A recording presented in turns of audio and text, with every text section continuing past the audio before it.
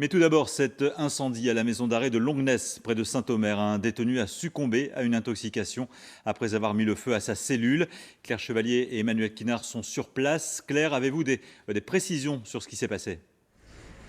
Eh bien Vincent, il était 14h15 cet après-midi quand les surveillants sont intervenus dans cette cellule de la maison d'arrêt de Longnes. À l'intérieur, ils ont trouvé le corps d'un jeune détenu d'une vingtaine d'années.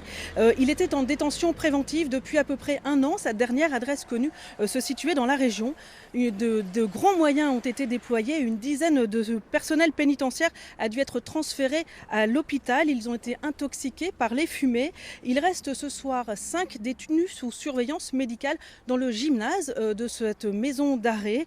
Les 25 cellules, c'est-à-dire un étage complet de ce bâtiment est ce soir inoccupable. Les détenus devraient donc être transférés dans les heures qui viennent vers d'autres centres de détention. On écoute Alain Gégaud, le directeur interrégional des services pénitentiaires. À l'heure actuelle, donc, il y a eu plusieurs personnes qui ont été incommodées par les fumées, d'une part des personnels.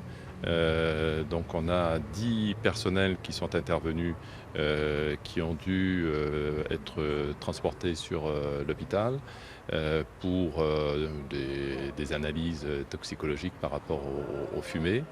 Et on a également, donc au départ, on avait 20 personnes détenues qui avaient été incommodées par des fumées.